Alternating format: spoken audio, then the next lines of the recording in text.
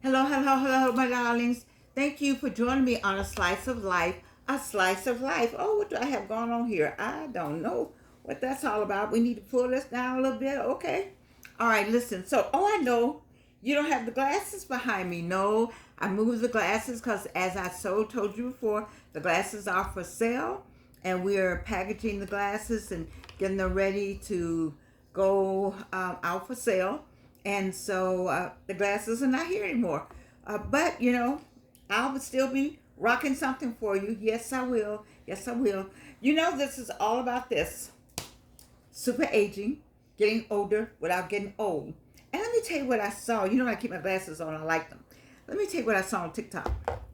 I thought it was interesting. So it was a couple that got married. They met online. I think they met online. They were 60 years old, and they were so excited about seeing each other. You know what I like? Man, it's nothing like the way a man looks at a woman and a woman looks at a man. Or, let me get right. Partners look at partners. Okay, I got it right. This is still not something. Anyway, let me just say this.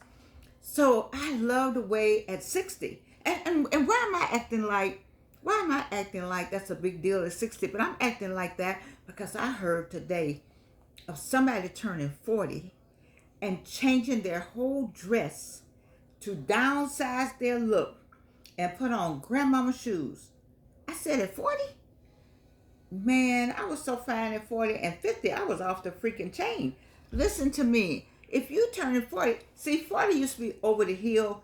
Back in the day, they used to have over the hill parties for 40 and over the hill parties for 50. Baby, you're not over any hill. Matter of fact, you over a hill to get up over another hill.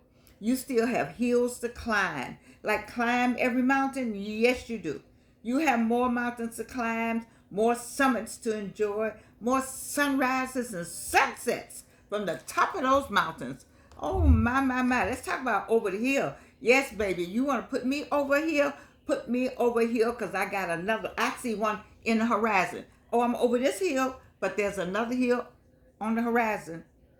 Yes, it is. And so so if you're 40, you ought to be just having a ball. Now see, this is the problem. This is the problem. You say, I'm 40 and I haven't had a baby.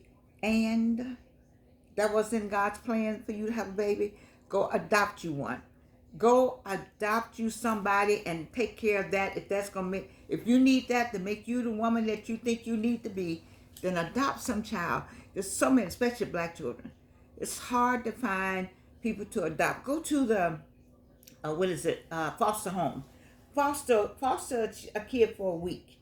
If you think you need that. But 40 is fabulous. 40 has gone past 30, gone past 20, and got some wisdom. 40's wisdom is sharper than it was at 30. I cried when I turned 30. I look back on that and said, oh my God, what was wrong with me? I cried like a baby. I was turning 30. I did not know how young I was. I did not. I didn't know the youth that I still had. I just thought I was over the hill. And I had a kid. I was 3. I don't know what was wrong with me. But anyway, 40, if you're turning 40, congratulations. Let's get it on. Is that a song? Marvin Gaye? Something like that. Or something like that. Anyway, just know you are what? Getting older without getting old. 30 is fabulous. 40 is fabulous. And 50, let me tell you, one day I said, oh my God, I'm 50. Oh my God, I'm 50. Oh my God, I am 50 for real. Let me turn this up a little bit higher. Man, I turned up the heat a little bit on 50. Yes, I did. And I just made see, you can recalibrate yourself. You do know you can recalibrate yourself. You do know that, right? So at 50, I retired from Delta Airlines at 52. They had an early out. Everybody was saying, my goodness, you leaving at 52? Sarnar had to go. Daughter was through with Northwestern University. What was that stand for? I already had a master's degree. Hello? Out. And I didn't have a plan. I just knew I had energy. I was 52 and God was going to take care of me. I didn't have to worry about it. And I really believe that. I believe that God was going to take care of me. They said, what you going to do? I said, I don't know. I think I had started Clark Atlanta. At the time, maybe I had one class, something like that. I was just moseying around with getting my doctorate degree. And then, but guess what? I got cancer right after that. So God had another plan for me. Now my first cancer. I've had three, three cancer survivor. No teeth right now, no hair, which is fine. You know, so I have taken this off. But I haven't. I'm not going to take it off. I'm going to go and get something, do something to it, and then I'll take it off. I come here one day with the office fine with me. You know, people love me with or without. You have to.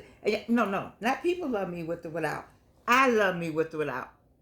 Okay, I love me enough to take it off when I have to or when I want to. But I just like this look right now. This has been my look a long time. Bangs. I have my own hair, so it's bad. But anyway, we just talking about this couple and how happy they were. And then this one got me. You ready? You ready? They talked about their sex life, and I was so happy that there were some grown folk having grown conversations about their sex life. I do not understand all this piousness. How do you think you got here? Not on no piousness. Piousness was not the word that got you here. No, it was not. So why are you acting like, you know, somebody said, oh, that's so nasty. Somebody said, oh, because they were older. Oh, that's nasty. I was like, what are you talking about? What are you? You know what? I want all these people to keep living. I want everybody who's 25 and 21, 19, 31 to live to be 40 and 50 and still talk about not having sex. Please let me know.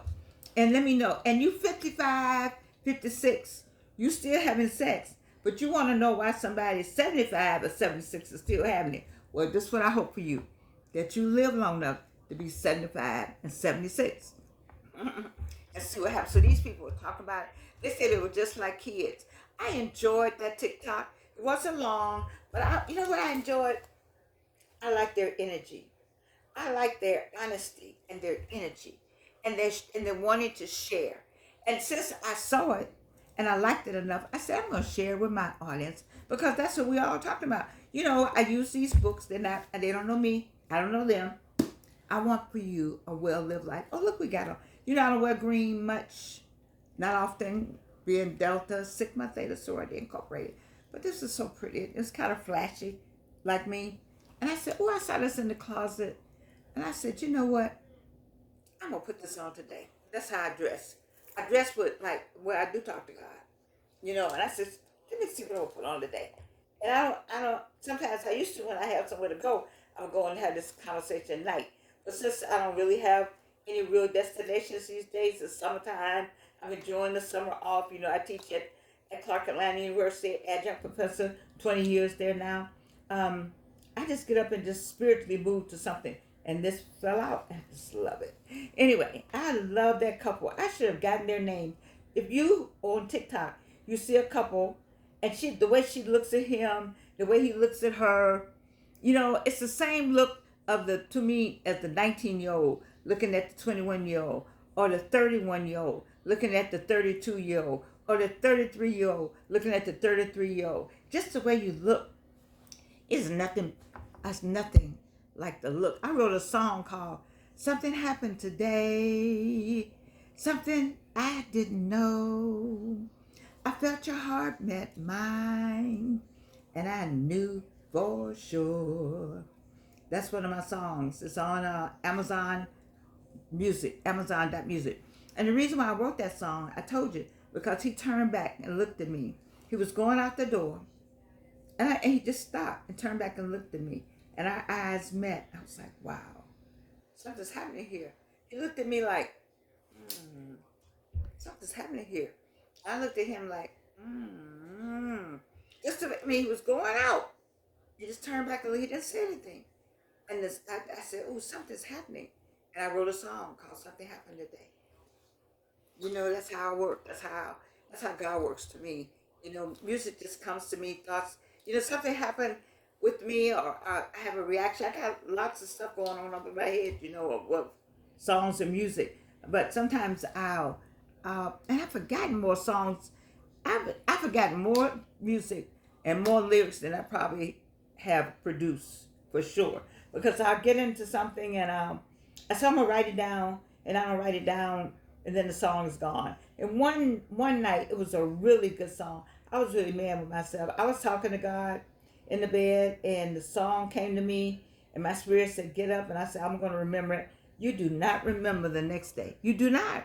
I don't care how you try. But anyway, my whole thing tonight is about loving and living and enjoying life, which is what Slice of Life in this book about aging. But when I see a couple, and did I say it was a black couple?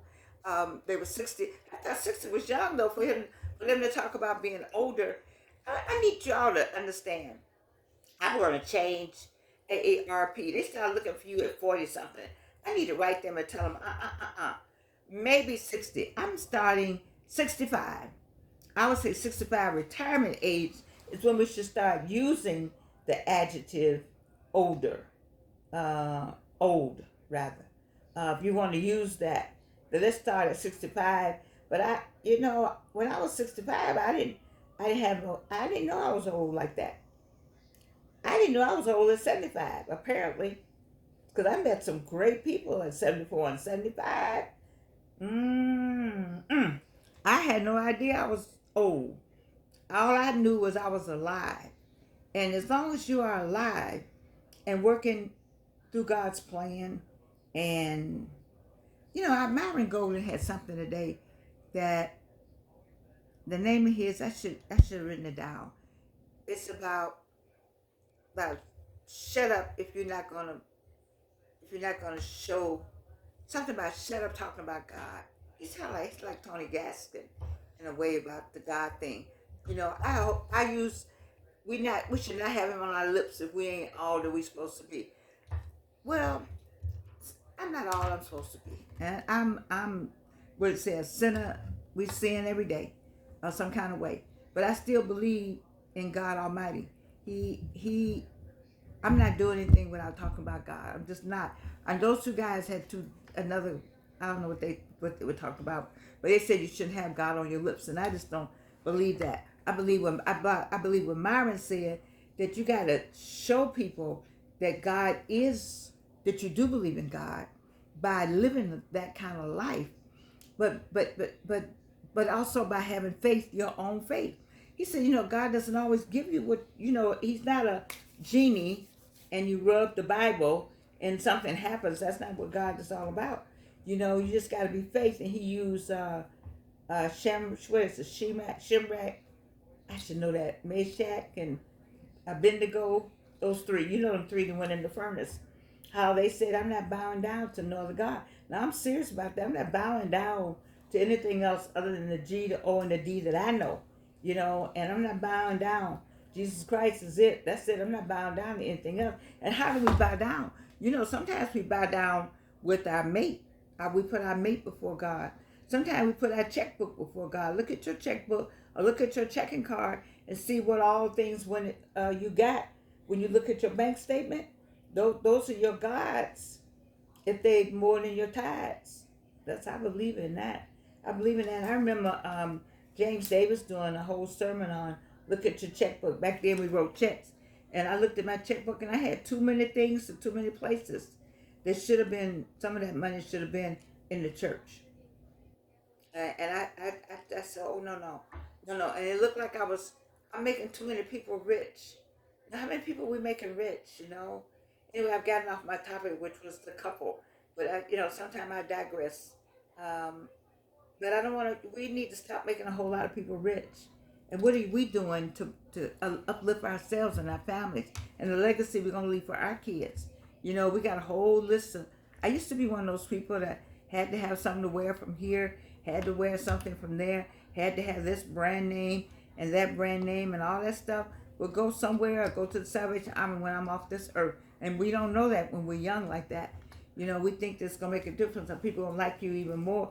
People don't like you any more or less. They either like you or you don't like it. You can go to the Salvation Army. I shop at the thrift store anyway.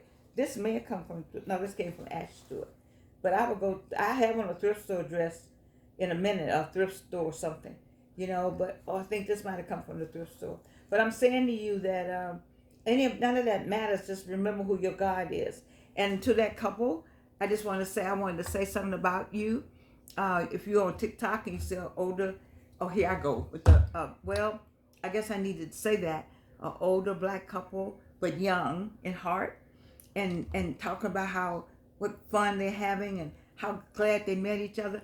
I'm glad that they met each other at 60 something, because you 40-year-olds are out there whining because you haven't met anybody. And some of y'all, I'd be glad when you meet somebody and marry them so you can find out. Well, I shouldn't say that. I don't wish anything bad. But, you know, it ain't all it's cracked up to be. You got to get the right person. And it's got to be a love affair between the two of you. You know, he's got to, you know, I have a thing where people love me enough to take me with no hair, if the wig is on and not on, as long as it's combed, I guess, and no teeth. You know, I don't have any teeth here. And a person told me, Wayne McMillan, he said, you don't ever have to worry about what you look like when you come with me somewhere. You with me. You with me. And don't you want that? That's what you want. When you get that love affair, I mean, everybody knows the nothing between Wayne and I. We're boyfriend and girlfriend in name only. We're boyfriend and girlfriend in friendship because we've been friends so long, you know. But I know I can go anywhere with him. And the people that he's free, he's boyfriend and girlfriend with a ton of women, trust me. And we all love him like that. But you want somebody that's gonna take you as is and love you as is. Just whatever that is. I was telling somebody the other day, I need somebody to hold on sometime, but I had my cane. You know, I went to the doctor the other day, my outfit was too cute to have a cane. But I held on to the wall. See, I don't want that cane thing, just throws me off. I don't want that cane. I just don't. But you know, I got enough sense to know I need it. So what am I saying? I'm saying love yourself and what? Be free with yourself. You know, be honest with yourself. Can't nobody make you happy but you. And you 40-year-olds out there lamenting, I want to be happy, I want to be happy. That person you marry is not marrying you to make you happy. That is not a marriage. That's a game. Because they got to get up every day and figure out what to do to make you happy. After a while, people going to get tired. They get tired of that. That's an old game. That's not what you want. You make yourself happy. What makes Georgianne happy? A lot of things. I try to get them done. You see? And so, the same way with you. Ask yourself, what makes fill in the blank happy? What is your name? What's your name out there? Say your name. Everybody say your name. Okay, then ask the question, what makes, say your name, and then say happy. And then if you don't know, what I always tell you, something called a pen. Write down those things that will make you happy. And write them down, and I promise you that it'll come to you that you are in charge of that. You have to talk to the Lord. You got to have some kind of relationship with God. You do. And then you have some kind of peace. Some of you all are struggling with having peace. You don't have peace because you don't have peace with yourself. You're still healing from that last mess. And some of you, you know, I wanted to be a clinical psychologist. Hey, Dr. Kenneth Boatner. Listen, some of you are still struggling with what happened in your childhood. I can attest to that with you. But you have to come to a place that it's okay. That was in your childhood. It ain't now. You have to work through getting over it, or you need to go to therapy to get over it, or you need something that helps you get through it, over it. Because you're carrying all that. How's anybody going to meet you or be with you? You still carrying all of that right here and right here. You know? And right here, mostly. And this, what I tell you, controls this. Come on, everybody. You know what I do. This, you ready? Hands up. This controls this. And what do I mean by that? My friend wrote that. But the mind is a terrible thing to waste. He wrote it before he sold it to the United Negro College Fund. The mind is a terrible thing to waste. The mind controls what happens in your life with your body. With everything that goes on with you comes from here. Once you keep this straight, everything else will be straight. in here. You see? And you know, you get this, that's why you have to have a Bible. That's why you have to have, you got to keep all this straight. You got to have this straight. And if you got some things that happen in your childhood, then you need some therapy then. Go get the therapy. Mm, I'm not sure the church is the best place for the therapy. I'm talking about professional therapy. And you know, and you'll be fine. Listen, my job here is to make sure I talk to you about you so that you can be a better you. And you will come and join me on a slice of life. And you will find that space where you are aging, getting older without getting older, and that you do live a well lived life. I love you, and you can't do anything about it.